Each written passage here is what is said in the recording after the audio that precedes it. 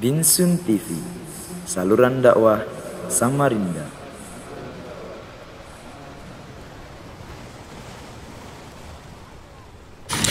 Bismillahirrahmanirrahim. Assalamualaikum warahmatullahi wabarakatuh. Alhamdulillahi nahmaduhu wa nasta'inuhu wa nastaghfiruh wa na'udzu billahi min shururi anfusina wa sayyiati a'malina. Man yahdihillahu fala mudilla lahu wa man yudlil fala hadiyalah. Wa asyhadu an la ilaha illallah wa asyhadu anna Muhammadan abduhu wa rasuluhu la nabiyya wa la rasula ba'dah. Ahibati fillah, a'azzani Allahu wa iyyakum jami'an. Alhamdulillah, segala puji bagi pencipta alam Allah Subhanahu wa taala. Hari ini kita dapat berkumpul kembali untuk melanjutkan kajian pekanan kita. Berkata Nabi sallallahu alaihi wasallam, "Majtama qaumun fi baitin min buyutillah yatluna kitabullah wa yatadarrasunahu fima bainahum illa nazalat alaihimus sakinah wa hafiyathumur rahmah wa hafathumul malaika wa dzakarahumullahu fiman indah." Tidaklah suatu kaum berkumpul di rumah dari rumah-rumah Allah Subhanahu wa taala, mereka membaca kitab Allah dan saling mempelajarinya, kecuali akan turun kesakinah untuk mereka dan rahmat untuk mereka, dan malaikat akan membentangkan sayapnya dan mereka akan menyebutkan nama-nama para penuntut ilmu tersebut di sisi Allah Subhanahu wa taala. Semoga Allah Subhanahu wa taala menggolongkan kita di dalam hadis yang tadi disebutkan. Salawat serta salam kepada Rasul sallallahu alaihi wasallam, khairul bashar, manusia terbaik, qudwah hasanah, untuk beliau, keluarga beliau, sahabat-sahabat beliau dan seluruh pengikutnya sampai yaumil akhir. Ahibati fillah, a'azzani Allahu wa iyyakum jami'an. Sekarang kita masih di kitab Thaharah, dari kitab Bulughul Maram fi Adillatil Ahkam karya Ibnu Hajar Al-Asqalani rahimahullahu taala. Ini adalah detik-detik akhir atau hadis-hadis akhir di bab Thaharah. Ana baru mengetahuinya pas tadi buka buku. Ternyata ini sudah sisa 3 hadis lagi bab Thaharah. Jadi insyaallah dari pekan depan kita masuk ke bab shalah, ke bab salat. Adapun sekarang karena Ana membawa bukunya, buku syuruh, buku syarh, jadi buku ini hanya untuk kitab Thaharah. Jadi kita tidak bisa melanjutkan kitab shalah dari pekan ini. Insyaallah dimulai dari pekan depan. Ahibati fillah, azani Allahu wa iyyakum jami'an. Hadis 141. An Aisyah radhiyallahu anha qalat lamma ji'na sarif hittu faqala Nabi sallallahu alaihi wasallam if'ali ma yaf'alul hajj ghayra an la tatufi bil bait hatta tadhuri. Muttafaqun alaihi fi hadits tawil. Dari Aisyah radhiyallahu anha, beliau berkata, sesampainya kami di Sarif itu satu desa, satu lembah di antara perjalanan Madinah ke Mekah. Itu mungkin sekitar 60 kilo dari Mekah. Disinilah Ummul Mukminin Maimunah wafat, kemudian dimakamkan di sini. Sesampainya di sana, biasanya zaman dahulu disebutkan para ahli sejarah bahwa dahulu rombongan muslimin saat ingin dari Madinah ke Mekah untuk melaksanakan haji atau umroh, mereka berjalan selama 1 minggu. Ada yang mengatakan mereka berjalan selama 13 hari. Makanya caranya dulu mereka tidak membawa bekal seperti kita. Kalau kita mungkin sekarang ada pop mie atau ada yang lain-lain, mereka membawa tunggangannya. Nanti lapar, untanya disembelih. Jadi seperti itu. Jadi makanya ada satu cerita yang sering Ana sampaikan. Di saat ada seorang anak dari kafir Quraisy, kalau tidak salah di saat peperangan Badar, anak tersebut bermain di unta-untanya kaum muslimin, sehingga para sahabat kepingin nangkap anak tersebut, ditangkap terus ditanya, berapa jumlah musuh kita, berapa jumlah kaum kafir Quraisy? Dia mengatakan banyak, kaum kafir Quraisy banyak sekali gitu. Terus sahabat bilang, berapa jumlahnya? Banyak. Kemudian ditanya lagi, berapa jumlahnya? Sedikit. Jumlahnya sedikit. Ditanya lagi, banyak. Dia jawabnya seakan-akan nggak kepingin sahabat ini tahu berapa jumlah kafir Quraisy. Kemudian Nabi Shallallahu Alaihi Wasallam dengan ilmunya beliau, dengan tata caranya beliau menanyakan kepada anak tersebut, kam dzubiha minal ibil, mereka itu nyembelih berapa unta sehari? Dia mengatakan kalau nggak 9, 10. Oh, berarti jumlah musuh kita itu ada sekitar 1000, karena satu unta yang makan itu 100 orang. Ini pintarnya Nabi Shallallahu Alaihi Wasallam. Beliau, kalau kita nanya ke anak-anak, Idul Adha kemarin ada berapa orang yang berkurban? Nggak akan mereka tahu berapa. Antum tanya berapa sapi yang disembelih di masjid? Tahu mereka. Ini salah satu cara Nabi Shallallahu Alaihi Wasallam mengajarkan kepada kita bahwa cara kita ngobrol sama anak-anak itu nggak mesti dengan bahasa kita, harus dengan bahasa mereka, harus dengan cara mereka, apa yang mereka perhatikan. Nah, orang-orang dahulu di saat mereka umroh, mereka membawa tunggangannya. Nanti kalau lapar tunggangannya disembelih. Kecuali ada unta-unta khusus yang digunakan, memang ini unta-unta peperangan, bukan unta yang dimakan. Jadi nggak semua unta sama mereka itu dimakan.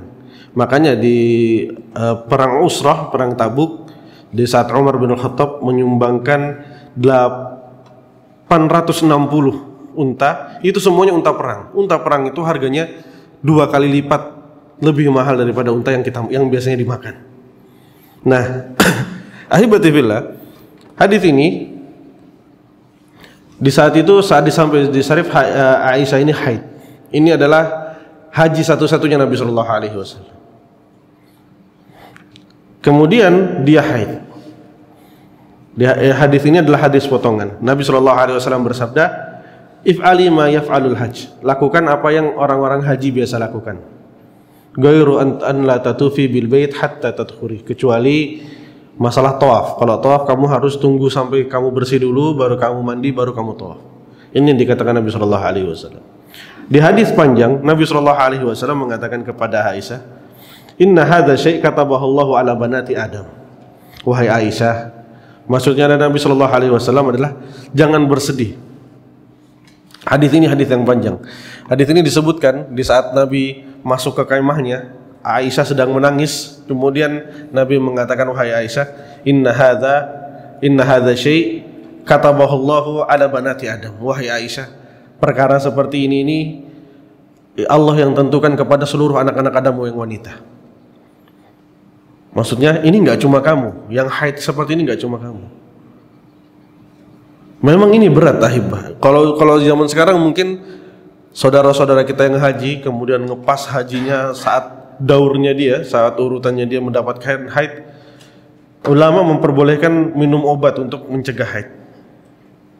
Kecuali ada beberapa hal yang dilarang, karena ada beberapa wanita setelah mereka minum haid nanti akan berantakan lagi jadwal haidnya. Sebagian para ulama mengatakan kalau membuat berantakan sehingga dia susah, maka lebih baik jangan. Tapi kalau bisa, maka tidak masalah untuk minum obat. Nah, keadaannya Aisyah ini seorang wanita, masih belia, masih muda maksudnya, masih muda. Dia berjalan dari Madinah, sudah mau sampai Mekah, 60 kilo lagi mungkin sampai di Mekah, ternyata haid. Sedangkan pada saat itu biasanya umat muslimin haji dengan tamattu, walaupun di sini Rasulullah SAW tidak haji dengan tamattu. Biasanya umat muslimin haji dengan tamattu, yaitu datang terus umroh dulu, umroh, tahallul, baru nanti saat tanggal 8 mereka berangkat ke Mina, tanggal 9 mereka berangkat ke Mina. Nah, Nabi SAW kebiasaan beliau di saat beliau melihat orang yang bersedih, beliau akan menghiburnya. Tapi menghibur dengan perkataan yang membesarkan hatinya. Nah, ini di sini Aisyah, Nabi SAW mengatakan kepada Aisyah, "Ya Aisyah, inna hadza syai' kataballahu ala banati Adam." Wahai Aisyah, perkara seperti ini enggak cuma kamu yang merasakan. Semua anak Adam merasakan yang wanita. Mereka akan mendapatkan haid dan mereka akan bersih nanti. Kemudian Nabi mengatakan, "If'ali ma yaf'alul hajj." Lakukanlah apa yang orang-orang haji lakukan. Ghairu an la tatufi bil bait hatta tadkhuri. Kecuali masalah tawaf. Nah, kalau kita nanti kita akan pelajari masalah haji. Haji itu kita bisa mengatur. Misalnya hari ini haid, ya udah kita jumroh aja dulu. Nanti aja tawafnya nanti belakangan. Kalau umroh enggak. Kalau umroh ya kita datang, kita langsung tawaf, sa'i, udah tahallul. Nah, kalau haji kita bisa mengatur. Kalau apalagi hajinya ifrad atau yang lain. Nah, di sini Nabi SAW membolehkan Aisyah untuk melakukan seluruh pekerjaan haji, wukuf, mabit di Mina, mabit di Musdalifah, semuanya Nabi SAW membolehkan Aisyah kecuali masalah tawaf. Nah, ulama berbeda pendapat masalah tentang hadis ini. Apakah ilahnya pelarangan Nabi di sini ilahnya adalah haid atau ilahnya adalah hadas? Paham? Maksudnya ilahnya adalah haid atau ilahnya hadas? Sebab dilarangnya tawaf ini apakah karena haid atau karena hadas? Kalau karena haid, berarti orang yang wudunya batal tetap boleh tawaf. Orang kalau ilahnya, kalau sebab Nabi SAW melarang Aisyah di sini tawaf karena haid, berarti laki-laki kalau junub nggak masalah. Nah, ulama berbeda pendapat. Ilahnya di sini apa? Apakah sebab pelarangannya itu karena haid atau karena hadas atau karena yang lain? Ulama berbeda pendapat di sini.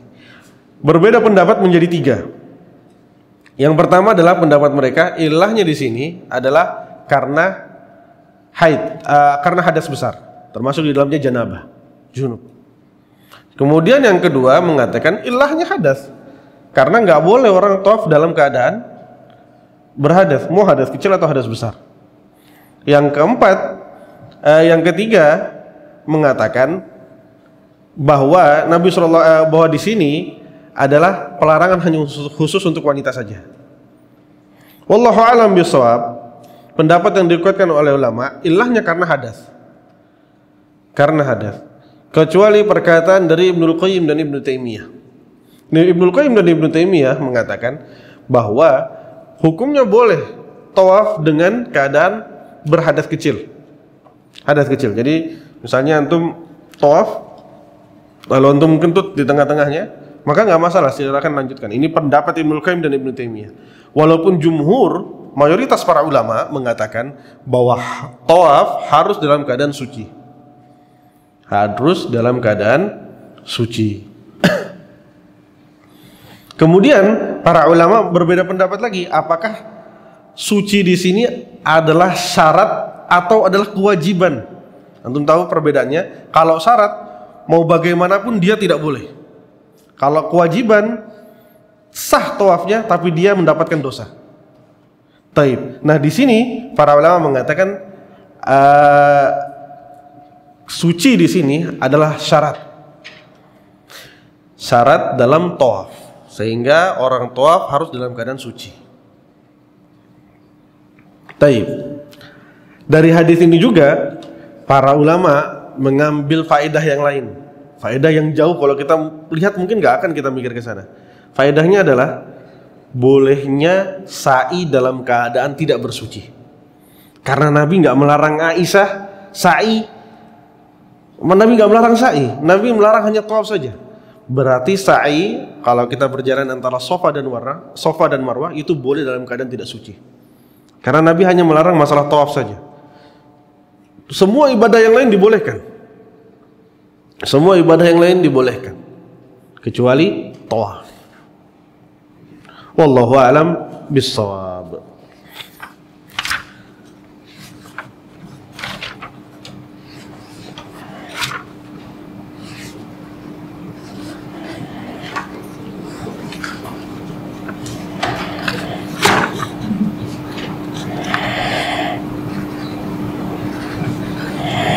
Ini sebenarnya perbedaan pendapat panjang masalah apakah tawaf itu boleh dalam keadaan suci atau dalam keadaan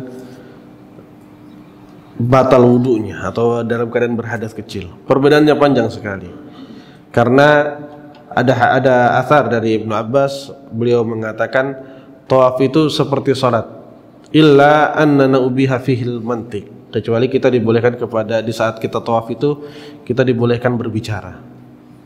Padahal ini adalah perkataan sahabat, bukan perkataan Nabi sallallahu alaihi wasallam. Ala kulli hal, khulafaur rasyidin termasuk di dalamnya Umar bin Khattab dan Ibnu Abbas, mereka mengatakan hukumnya tawaf adalah dalam keadaan suci. Dalam keadaan suci. Wallahu a'lam bishawab. Kemudian yang selanjutnya, hibati fillah, dari Muadz bin Jabal radhiyallahu anhu, annahu sa'ala Nabi sallallahu alaihi wasallam ma yahillu lirajulin min imra'atihi wa hiya haid. Suatu hari Muadz bin Jabal berkata bahwa beliau pernah bertanya kepada Nabi sallallahu alaihi wasallam apa yang dibolehkan oleh seorang lelaki terhadap istrinya, terhadap pasangannya yang sedang haid. Kemudian Nabi sallallahu alaihi wasallam mengatakan ma fauqal izar, apa yang berada di atas sarung. Rawahu Abu Daud wa dha'afah. Hadis ini hadis yang diriwayatkan oleh Abu Daud dan Abu Daud mendhaifkan hadis ini. Mendhaifkan hadis ini. Hadis ini menurut para ulama, hadis ini bukan tentang pelarangan. Walaupun hadis ini hadis yang dhaif, tapi ulama tetap menjelaskan isi hadis ini. Di saat Nabi Shallallahu Alaihi Wasallam ditanya apa yang boleh seorang lelaki lakukan terhadap istrinya yang sedang haid, Nabi Shallallahu Alaihi Wasallam menjawab, ma fauqa izar, apa yang berada di atas sarungnya. Jadi di atas, pusar ke atas. Nah, para ulama yang menjelaskan hadis ini mengatakan hadis ini bukan yufidut tahrim, bukan maksudnya untuk mengharamkan, tidak. Tapi hadis ini istihbaban. Hadis ini istihbab, sunnah. Jatuhnya sunnah. Di saat antum mendatangi istri yang sedang haid, maka lebih baik di atas izar. Lalu para ulama mengatakan, lalu bagaimana yang di bawah sarung? Dari bagian pusar ke lutut. Para ulama mengatakan hukumnya boleh. Hukumnya boleh. Karena Nabi SAW di hadis yang lain mengatakan isna'u kulla syai'in illa nikah. Lakukanlah segala hal kecuali jima. Kecuali jima. Maka dari itu para ulama mengatakan hukumnya boleh. Baik. Hadis yang selanjutnya, ini sepertinya hadis yang terakhir ini. Sahih, hadis yang terakhir. Hadis 43, hadis terakhir dari bab Tohar. An Ummi Salamah, dari Ummu Salamah radhiyallahu anha, beliau berkata, kanatin nufasa taq'udu ala ahdi Nabi sallallahu alaihi wasallam ba'da nifasiha 40 yawman. Rawahul khamsa illa an-Nasa'i wal lafdhu li Abi Dawud. Dan di riwayat yang lain disebutkan, walam ya'murun Nabi sallallahu alaihi wasallam biqada'i salatin nifas. Nabi sallallahu alaihi wasallam tidak pernah menyuruh para wanita untuk mengqada, untuk mengganti salat-salat mereka yang sedang nifas. Hadis dari Ummu Salamah, beliau berkata, dahulu orang-orang yang nifas, para ulama, nanti kita jelaskan arti nifas, taq'udu ala ahdin Nabi, orang-orang yang nifas duduk, maksudnya mereka tidak salat dan mereka tidak puasa pada saat zaman Nabi sallallahu alaihi wasallam. Ba'da nifasiha 40 yauman, setelah nifasnya 40 hari. Baik. Sekarang kita masuk ke masalah bahasa. Dari mana kata nifas ini diambil? Ulama bahasa berbeda pendapat menjadi dua. Ada yang mengatakan nifas ini diambil dari kata-kata tanafus, dari kata-kata tanafas, bernafas. Jadi seorang wanita saat dia mengeluarkan bayinya, melahirkan, dia akan bernafas panjang, nafas lega, ya, sehingga dinamakan nifas. Sedangkan ulama bahasa yang lain mengatakan nifas diambil dari kata-kata nafsun, jiwa. Karena kita mengeluarkan jiwa yang baru, mengeluarkan janin yang baru, jiwa yang baru, maka dinamakan nifas. Taib. Kapan dimulainya nifas? ulama berbeda pendapat menjadi dua. Ada yang mengatakan nifas boleh dikatakan nifas ketika bayi tersebut sudah keluar. Fatwa dari Syekh bin Baz dan Syekh Ibnu Utsaimin bahwa nifas, bahwa kita boleh terhitung nifas adalah saat seorang wanita sudah merasakan sakit kontraksi walaupun belum mengeluarkan anak. Jadi wanita itu beda-beda, ada yang pembukaannya itu beberapa hari sebelum itu menunggu waktu lama. Ada yang pembukaannya mungkin beberapa jam habis itu langsung melahirkan. Nah, para ulama mengatakan hukumnya nifas ini boleh dimulainya dari 3 atau 4 hari sebelum melahirkan. Selama dia merasakan kontraksi, maka dia dihukumi hukum nifas. Kalau dihukumi hukum nifas, berarti wanita tersebut sudah tidak sholat dan sudah tidak puasa. Jadi jangan dipaksa. Istrinya misalnya sudah hari H, HPL-nya sudah tiba, kemudian kita memaksa istri kita yang sedang sakit-sakitan untuk melaksanakan sholat dengan alasan nifasnya nanti setelah melahirkan. Para ulama berfatwa bahwa nifas dimulai adalah saat seorang wanita merasakan sakit kontraksi di perutnya dan sudah mulai sedikit keluar darah, maka ini sudah dinamakan nifas. Maka ini sudah dinamakan nifas. Oke, sekarang kita sepakat ini mulainya dari sini. Mulai nifas ini dari sini, bukan sewaktu-waktu, bukan harus setelah melahirkan. Jadi bisa saja nifas itu dimulai sebelum melahirkan. Sampai kapan? Ulama berbeda pendapat. Mayoritas ulama mengatakan arba'ina lailah, arba'ina yauman, 40 hari. Ini mayoritas para ulama. Walaupun sebagian Hanafiyah mengatakan nifas itu batasnya sampai 50 hari. Dan sebagian dari ulama Syafi'iyah mengatakan nifas sampai 70 hari. Ala kulli hal, mayoritas para ulama mengatakan nifas maksimalnya 40 hari. Dan ini yang dikuatkan oleh Ibnu Abbas dan Umar bin Khattab, bahwa nifas maksimalnya 40 hari. Baik. Kita sudah mengetahui maksimalnya. Lalu apakah ada batas minimalnya? Minimalnya berapa hari? Para ulama mengatakan nifas tidak ada minimalnya. Mau 1 hari, 2 hari, kalau setelah itu sudah tidak keluar lagi darah, maka selesai sudah. Maka dia sudah harus sholat dan sudah harus berpuasa. Apa faedahnya kita mengetahui nifas ini sampai 40 hari? Batas maksimalnya 40 hari. Kadang ada wanita yang misalnya dia melahirkan, lalu dia nifas sampai hari ke-10. Hari ke-10 sampai 20 udah gak keluar darah lagi. Kemudian hari ke-30 dia keluar darah. Nah, kalau hari ke-30 dia keluar darah, mayoritas para ulama mengatakan darah ini adalah darah nifas, bukan darah istihadah. Bukan darah istihadah. Jadi ada wanita yang seperti ini, yang dia hari ke-20 darahnya sudah stop, sudah berhenti. Nah, kalau sudah berhenti darahnya, kemudian 10 hari kemudian darahnya keluar lagi dan dia belum menyelesaikan 40 hari batas nifas, maka para ulama, mayoritas para ulama mengatakan ini termasuk darah nifas. Ini termasuk darah nifas. Nah, ahibati fillah, azani Allahu wa iyyakum jami'an. Nifas ini menurut para ulama ibaratun anidam, harus ada darahnya, mau sedikit apapun harus ada darahnya.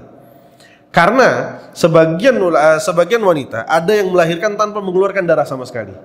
Kalau wanita tersebut melahirkan tanpa mengeluarkan darah sama sekali, maka ulama dari kalangan Hanabilah mengatakan tidak ada nifas untuk wanita tersebut, dan wanita tersebut hanya boleh mengqashar sholatnya karena sakit. Tidak ada nifasnya dan dia tidak perlu mandi. Menurut ulama kalangan Hanabilah. Karena apa? Karena ibaratun nifas, karena tandanya nifas itu adalah darah. Makanya sebagian ulama mengartikan darah nifas itu adalah darah yang keluar dari rahim, atau ada juga yang mengartikan darah asarul maulud, sisa-sisa bekas kelahiran, dan dia akan keluar sedikit demi sedikit. Nah, ini yang dikatakan nifas. Makanya ada orang yang melahirkan tidak keluar darah sama sekali, maka para ulama dari kalangan Hanabilah mengatakan gak ada nifas untuk wanita tersebut. Wanita tersebut tidak ada nifas. Jadi dilanjutkan saja, dia tetap sholat dan dia tetap berpuasa. Wallahu a'lam bisawab.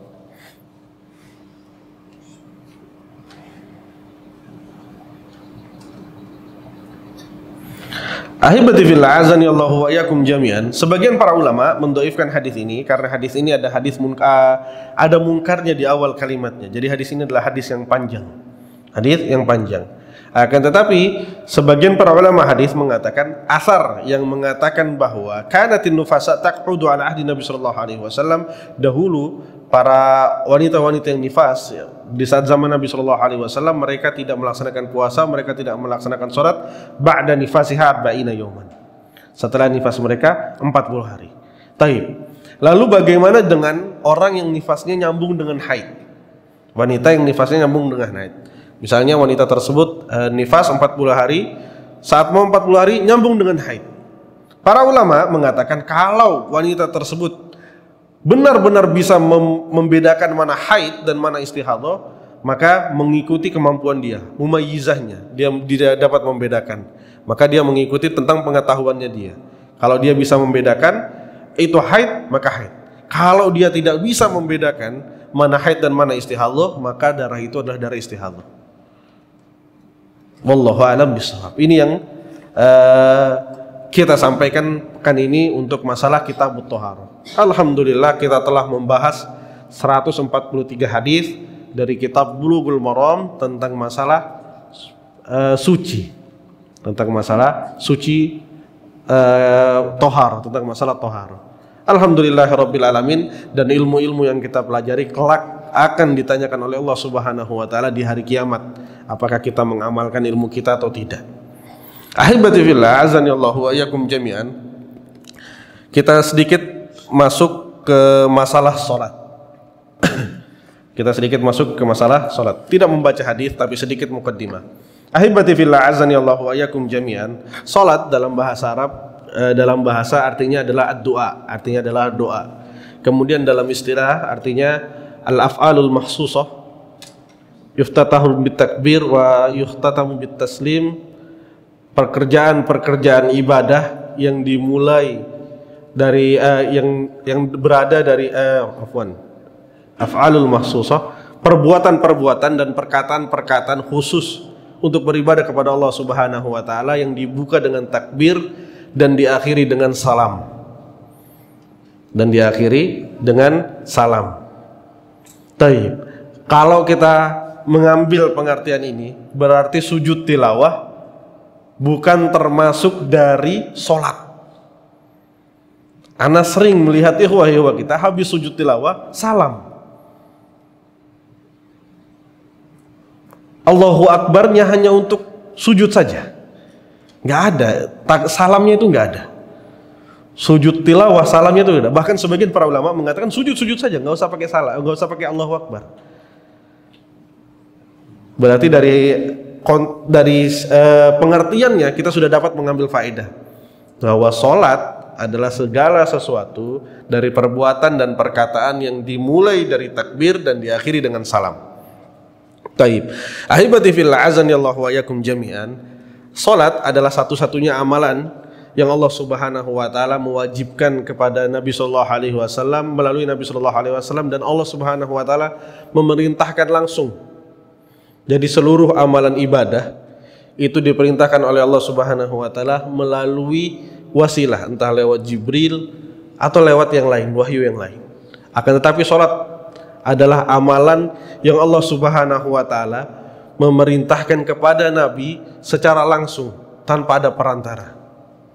Makanya sholat ini manzilahnya nomor 2 setelah syahadat. Kalau kita baca hadis bunyal islamu ala khams syahadatu an la ilaha illallah wa iqamis shalah. Islam itu dibangun dari 5 perkara. Syahadat, kemudian sholat. Di saat Nabi sallallahu alaihi wasallam mengutus Mu'adz ke Yaman, ya Mu'adz, fa'alamuhum annallaha aftarada alaihim 5 salawat fi kulli yawm. Ya Mu'adz, setelah mereka mengucapkan syahadat, kasih tahu kepada mereka Allah Subhanahu wa taala memberikan mereka kewajiban salat 5 hari 5 malam. Taib, ahibati fillah, azani Allah wa iyyakum jami'an. Ada sedikit ketinggalan masalah nifas tadi. Ana baru ingat Mungkin ada yang ingat juga bagaimana ulama mengikat kata-kata yaum wal lailah 40 hari. 40 hari itu apakah dihitung dari jam atau dari mana? Dari waktu sholat. 40 hari itu dihitung dari waktu sholat. Jadi misalnya satu hari sholatnya 5 kali, berarti 40 kali 5. Itu sholat yang boleh ditinggalkan oleh wanita nifas. Jadi setiap ada perkara di dalam Islam yang menuliskan di situ yaum wal lailah, jumlah hari, maka hitungannya bukan hitungan jam, tapi hitungan sholat. Jadi misalnya hari ini di sholat zuhur mulai nifas, maka dia 40 hari yang akan datang sampai sholat subuh, zuhurnya sudah harus kembali. Jadi seperti itu hitungan hari dalam masalah fikih, segala sesuatunya ditarik ke masalah sholat. Jadi misalnya sama seperti khuf, kita boleh memakai khuf buat teman-teman yang kerja di lapangan atau buat teman-teman yang pakai sepatu safety terus susah untuk dilepas, maka dia tidak masalah mengusap sepatunya. Sampai berapa? 1 hari 1 malam. Hitungannya gimana? Bukan 24 jam, tapi 5 kali sholat. 5 kali sholat. Taib. Ahibati fillah, azani Allahu wa iyyakum jami'an. Kembali ke masalah sholat. Di sini sholat adalah amalan yang menurut para ulama adalah amalan kunci. Makanya di hadis disebutkan kalau sholatnya diterima, maka semua amalan yang lainnya diterima. Dan makanya Nabi SAW memerintahkan kepada kita, kepada ayah, kepada seorang kakak, seorang penanggung jawab untuk mengajarkan kepada anak-anaknya sholat, wastabir alaiha, dan harus sabar. Karena apa? Karena Nabi SAW memerintahkan kita nyuruh anak-anak kita sholat itu bukan 1-2 kali, 3 tahun kita disuruh. 3 tahun kita disuruh. 3 tahun disuruh nggak boleh marah. Buat nyuruh anak-anak sholat 3 tahun disuruh nggak boleh marah. Muru auladakum bis sholat wahum abna'us sab'. Perintahkan kepada anak-anak kalian sholat dan mereka umur 7 tahun. Wadribuhum li ashrin, dan pukullah mereka saat mereka umur 10 tahun. Berarti 3 tahun ini kita nggak boleh mukul atau kita nggak boleh marah karena sholat. 3 tahun. Ini perkara yang besar. Kita 3 tahun, anak umur 7 sampai 10 tahun ini dilajarin sholat. Makanya para ulama mengatakan anak umur 7 sampai 10 tahun itu dilajarin sholat, bukan sholat sunnah, hanya sholat-sholat wajib saja. Hanya sholat-sholat wajib saja. Makanya ada dari salah satu ahli dalam pendidikan Islam, mereka mengatakan ada sebagian sekolah yang mewajibkan anak-anak yang umur 7 sampai 10 tahun mereka mewajibkan sholat duha. Padahal yang seharusnya diwajibkan sama mereka adalah sholat zuhurnya yang selama mereka di sekolah, dan sholat-sholat intinya. Kalau mereka sudah mencintai yang wajib, sunnah itu akan ikut. Ini menurut pendapat mereka. Makanya para ulama mengatakan 3 tahun ini bukan waktu yang sebentar untuk sabar mendidik anak-anak kita sholat. Ini lama. 3 tahun kita didik misalnya adik kita untuk sholat dari umur 7 sampai 10 tahun. Kita hanya disuruh perintahkan kepada mereka untuk sholat. Perintahkan, udah gak ada yang lain. Muru auladakum, perintahkan anak-anak kalian sholat.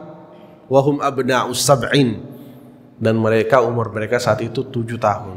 Wadribuhum li ashrin, dan pukullah mereka, marahlah sama mereka. Karena wadribuhum di sini para ulama mengatakan ad-darbu lit-ta'dib, pukulan yang memberikan adab. Makanya di hadis yang lain Nabi SAW mengatakan, gantunglah pecutan itu di rumah kalian. Nabi SAW pernah mengatakan kepada para sahabatnya, gantunglah pecutan di rumah kalian. Untuk apa? Untuk takdib. Untuk takdib, untuk membuat mereka beradab, untuk membuat mereka beradab. Nah, di sini kita itu diperintahkan untuk memerintahkan kepada anak-anak kita, kepada adik-adik kita sholat. Itu 3 tahun kita nggak boleh marah dan nggak boleh mukul. Ini sunnahnya. Karena sebagian dari kita mungkin, bukan dari kita, semua dari kita mungkin akan marah kalau sudah diperintahkan terus nggak dengar-dengar. Diperintahkan nggak dengar-dengar. Ahibati fillah, Allah saja memerintahkan kita sholat di dalam Al-Quran itu lebih dari 5 kali. Kalau kita baca Al-Quran, berapa kata yang mengatakan aqimus sholah, aqimus sholah, wa atuz zakah. Itu lebih dari 5 kali. Sedangkan kita orang yang dewasa, apalagi untuk anak-anak. Makanya para ulama dahulu dari zaman Umar bin Khattab, mereka membuat masjid itu lengkap dengan fasilitasnya anak-anak, lengkap dengan tempat bermainnya anak-anak. Agar apa? Agar anak-anak mencintai masjid. Makanya kalau kita belajar strategi pembangunan kota muslimin, strategi pembangunan kota muslimin adalah mereka membangun satu daerah dimulai dari masjidnya. Karena apa? Masjid ini yang akan dijadikan sentral. Masjid ini yang akan dijadikan sentral. Makanya Nabi SAW saat pertama kali ke Madinah, beliau ke Kuba dan beliau membuat masjid di Kuba. Nggak ada, beliau nggak cari penginapan dulu. Beliau nggak cari tumpangan dulu. Setelah beliau meletakkan batu pertama di Kuba dan beliau membangun masjid Kuba dengan keringat beliau, setelah itu baru beliau bertanya kepada para orang-orang Kuba, di mana tempat saya bisa menginap. Kemudian setelah itu, di saat beliau sampai ke Madinah, beliau mengatakan, saya ingin membeli tempat ini. Agar apa? Agar dijadikan masjid. Makanya selamat untuk kita-kita yang rumahnya tidak jauh dari masjid. Karena ini adalah sunnah dari Nabi SAW. Nabi SAW rumah beliau di samping masjid. Semua istri beliau rumah beliau di samping masjid. Kalau kita masuk Raudhah di Masjid Nabawi, kuburannya Nabi SAW, jadi rumahnya Nabi SAW itu hanya 2 sekat. Hanya 2 sekat, yaitu bagian depan dan bagian tengah. Jadi di sini ranjangnya Aisyah radhiyallahu anha, lalu di sini kuburannya Nabi SAW. Walaupun ulama tarikh mengatakan enggak, kuburannya Nabi itu di luar. Tapi menurut ahli sejarah yang dikuatkan oleh beberapa ulama bahwa kuburannya Nabi SAW berada di kamar Aisyah. Kemudian Abu Bakar, lalu Umar. Nah, ini adalah contoh dari Nabi SAW bahwa beliau mencari rumah adalah dekat dengan masjid.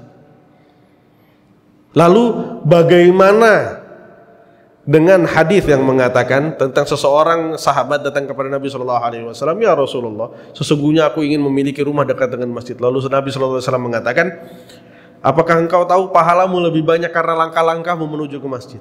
Hal seperti ini, hadis ini ditunjukkan kepada mereka yang sudah rumahnya jauh dari masjid, tapi mereka masih bersemangat untuk ke masjid, maka hadisnya ini.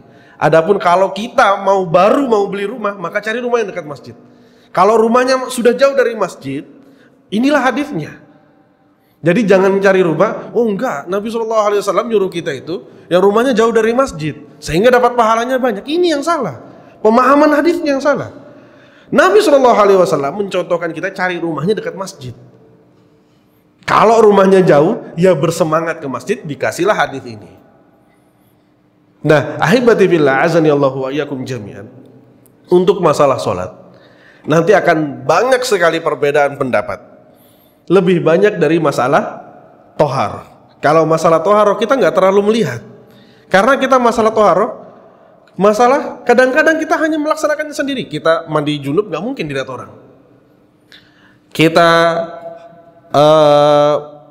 mengusap sepatu kita atau kaos kaki kita, mungkin hanya sebagian orang yang melihat. Dan orang juga nggak mungkin tahu, oh kamu sudah berapa hari mengusap kaos kaki. Nggak mungkin. Tapi untuk masalah sholat, kita sholat di masjid, yang setiap orang akan melihat kita. Setiap orang melihat, oh ini kok cara sujudnya seperti ini. Oh ini kok duduknya seperti ini. Oh ini kok tangannya seperti ini. Oh ini kok berzikirnya seperti ini. Ini semua akan dibahas di masalah sholat. Dan masalah sholat adalah masalah yang paling banyak masalah ikhtilaf. Masalah perbedaan pendapat paling banyak di masalah sholat.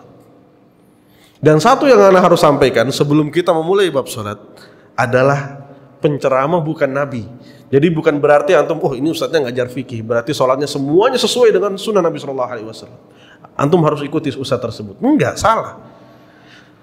Cara kita belajar adalah dengan kita mengambil dari kitab, mengambil dari buku. Apa yang dikatakan seperti kitab itu yang kita ikuti. Bukan sosok yang kita ikuti. Bukan orang yang kita ikuti, tapi kita apa yang dinukilkan dalam kitab dan disampaikan oleh para ulama. Permasalahan dalam sholat, insya Allah kalau tidak salah nanti yang paling pertama akan kita bahas adalah mawaqit, adalah tentang waktu-waktu sholat. Seperti yang kita tahu sekarang, kalau kita mengetahuinya, sholat itu nyambung-nyambung. Jadi waktu zuhur ya sampai asar, waktu asar ya sampai maghrib, maghrib ya sampai isya, isya ya sampai subuh. Kita tahunya seperti itu. Padahal tidak. Padahal waktu dalam sholat itu pembagiannya menjadi dua. Ada waktu dibolehkan, ada waktu darurat. Seperti waktu asar memiliki waktu darurat. Waktu asar itu bukan hanya dari sholat asar, dari azan asar sampai maghrib, enggak. Para ulama mengatakan ila kubail maghrib. Kalau kita sekarang mungkin sampai jam 5, waktu asar itu hanya sampai sekarang, hanya sampai jam 5. Adapun setelah itu, ini adalah waktu darurat. Kalau kita misalnya dalam perjalanan, udah tanggung nanti aja di rumah. Ini waktu darurat. Kalau kita dalam keadaan leha-leha, maka kita harus sholat sesuai dengan waktunya, yaitu waktu sholat asar sampai sekian. Waktu sholat isya menurut mayoritas para ulama mengatakan sampai malam pertama, awal lail, sepertiga malam pertama. Jadi kalau sekarang mungkin sampai jam 10 atau sampai jam 11. Hanya ini waktu isya, bukan sampai subuh. Kebanyakan kita mengatakan isya itu disunnahkan diakhirkan. Yaudah kita tidur dulu, nanti sebelum sholat subuh baru kita sholat isya. Ini yang salah. Diakhirkannya Nabi Shallallahu Alaihi Wasallam. Nabi Shallallahu Alaihi Wasallam mengakhirkan sholat isya itu bukan sampai sholat subuh, tidak. Sampai sepertiga pertama. Sepertiga pertama kalau kita sekarang adzan maghribnya jam 6, berarti sekitar jam 10. Jadi jangan antum kira kalau kita baca hadis bahwa Nabi Shallallahu Alaihi Wasallam itu habis isya langsung tidur. Ya ini isanya Nabi jam 10. Isanya Nabi jam 10. Karena beliau mengakhirkannya sampai jam 10 dan ini sunnah.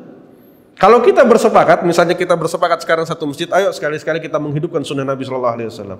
Apa itu sunnah Nabi? Mengakhirkan sholat isya. Kita buat sekali-sekali sholat jam 9 malam misalnya sholat isyanya. Maka nggak masalah. Ini termasuk menghidupkan sunnah. Man ahya sunnah falahu mithlu ajru ajri man amila bihi. Barang siapa menghidupkan satu sunnah yang sudah mulai ditinggalkan, maka dia mendapatkan pahala seperti orang-orang mengamalkan sunnah tersebut.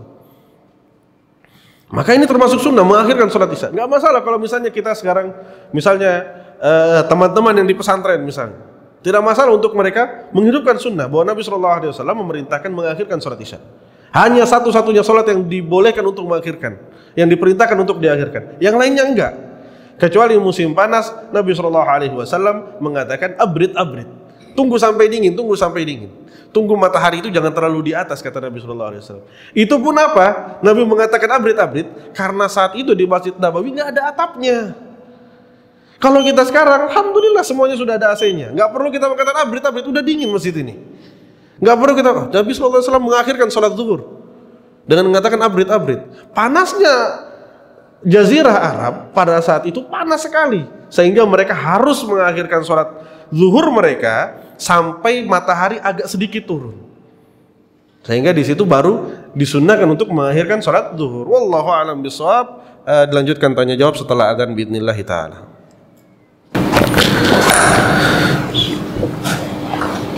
Bismillahirrahmanirrahim. Alhamdulillahi wassalatu wassalamu ala rasulillahi wa ba'd.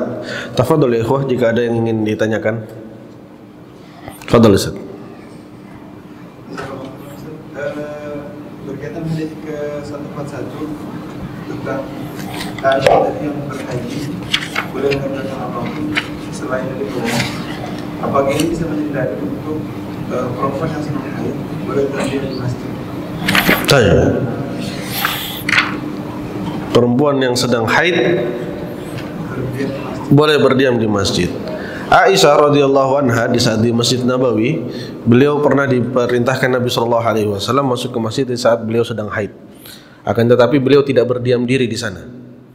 Dan sebagian para ulama juga mengatakan ilahnya di sini adalah seorang wanita haid tidak masuk ke masjid, tidak boleh bermukim di masjid. Makanya kalau kita tahu salah satu faidah kenapa sholat Aid itu disunnahkan dilakukan di lapangan. Karena saat itu seluruh wanita diperintahkan keluar walaupun mereka sedang berada dalam keadaan haid, sehingga mereka bisa mendengarkan khatib berkhutbah. Makanya sholat Aid disunnahkannya di lapangan, bukan di masjid, kecuali ada yang mengganggu. kecuali misalnya ada gangguan atau ada cuaca yang buruk atau yang lainnya. Maka dilaksanakan di masjid. Wallahu a'lam bishawab. Mayoritas para ulama mengatakan seorang wanita yang haid maka dia bisa bermukim di masjid dengan syarat dia meringankan haidnya, yaitu dengan cara berwudu. Karena berwudu ini termasuk meringankan haid. Sama seperti laki-laki yang junub. Laki-laki yang junub sebelum tidur maka dia disunnahkan untuk berwudu. Dan sebelum keluar rumah, sebagian para ulama mengatakan termasuk sunnah laki-laki yang junub dan dia ingin keluar rumah adalah dia berwudu terlebih dahulu. Kalau dia tidak mau mandi, dia berwudu terlebih dahulu. Wallahu a'lam bishawab. Ada yang lain ya, ikhwah? Silakan, Pak. Tentang sholat tadi. Nah. Sholat itu dimulai dari takbir terus diakhiri dengan salam. Nah. Ini saya tanya tentang bermakmum.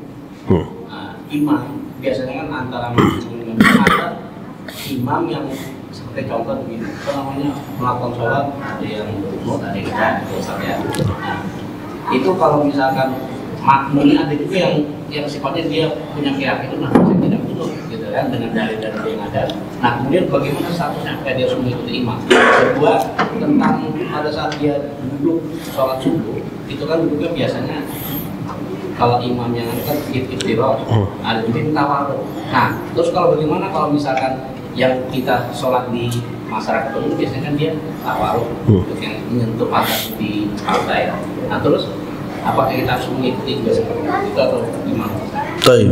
Ulama berbeda pendapat masalah untuk orang yang bermakmum kepada imam yang berkunut. Berdasarkan hadis dari Nabi SAW, ju'ilat imam liyutamma bih. Diadakannya imam adalah untuk diikuti. Sebagian ulama dari hadis Nabi SAW mereka mengatakan kalau imam dibuat untuk diikuti maka kita mengikuti imam. Makanya Imam Ahmad bin Hanbal di saat beliau ditanya, wahai imam, hal tusalli khalfal Syafi'i, wahai imam, apakah engkau mau sholat di belakangnya Syafi'i? Syafi'i kan sholatnya ada kunutnya. Beliau mengatakan siapa yang nggak ingin sholat di belakangnya Syafi'i? Makanya sebagian ulama dari ulama fikih beliau mengatakan kalau kita sholat di belakang imam, saya tidak mengatakan semuanya. Sebagian ulama fikih mengatakan kalau kita di sholat di belakang imam yang imam tersebut berkunut, maka sebagian dari ulama fikih mengatakan fa'aminu, maka aminkan kunutnya. Sebagian, Anda tidak mengatakan semuanya. Sebagian yang lain mengatakan ya kita ikut-ikut saja. Kalau tidak mau kunut tidak masalah. Tidak mau kunut tidak masalah. Tapi sebagian ulama fikih mengatakan fa'aminu, maka aminkan kunutnya imam tersebut.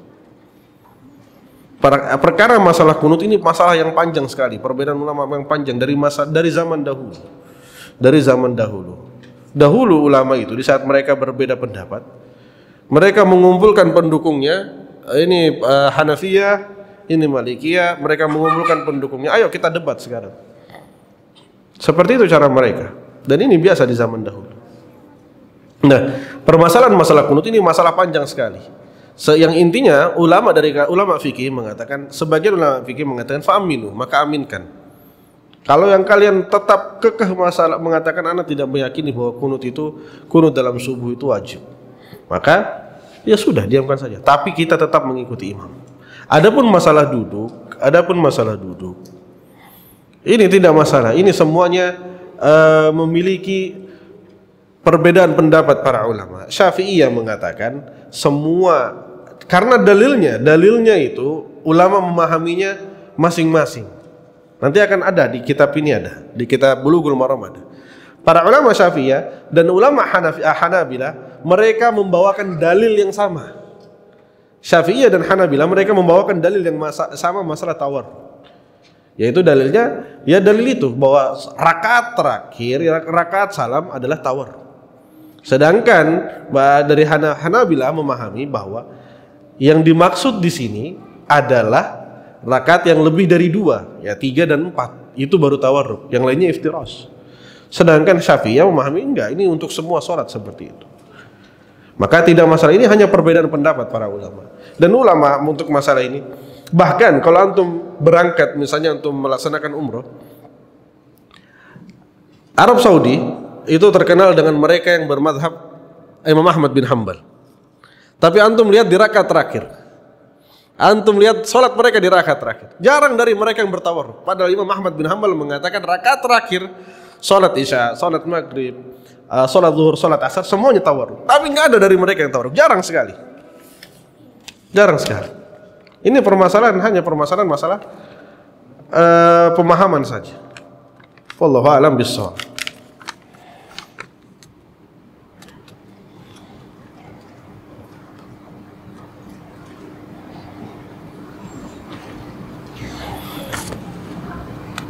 Ketika akan menopause, maka akan ada kasus yang darah itu keluar deras selama kurang lebih 3 pekan, bahkan lebih. Bagaimana menyikapinya? Ulama berbeda pendapat tentang masalah darah yang keluar sebelum menopause.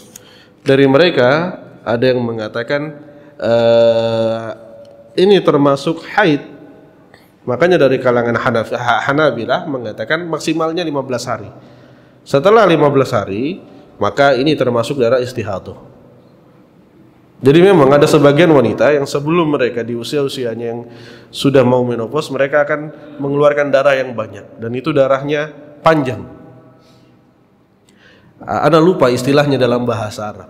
Itu mereka mengatakan itu seperti itu haid yang panjang. Kalau wanita tersebut tidak dapat membedakan mana haid dan mana yang bukan, maka dia menghukuminya selama dia masih memiliki daur. Maka dia menghukuminya dari kalangan Hanabilah, dia mengatakan dia tidak sholat selama 15 hari.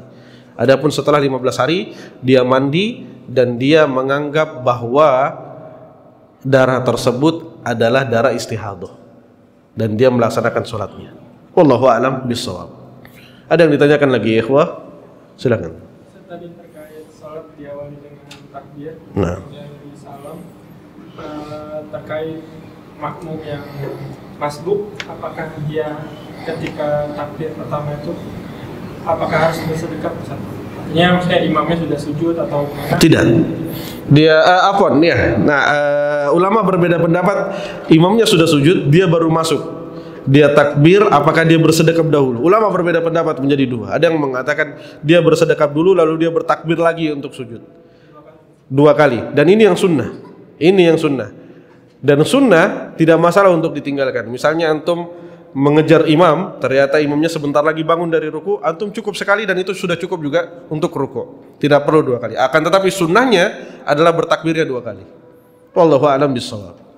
Adapun masalah sedekapnya, ana belum memahami secara utuh apakah hukumnya di sini bagaimana. Adapun untuk takbirnya, sunnahnya 2 kali. Untuk sedekapnya insyaallah pekan depan ana cari jawabannya. Wallahu a'lam bishawab. Ada yang lain ya, ikhwah? Cukup?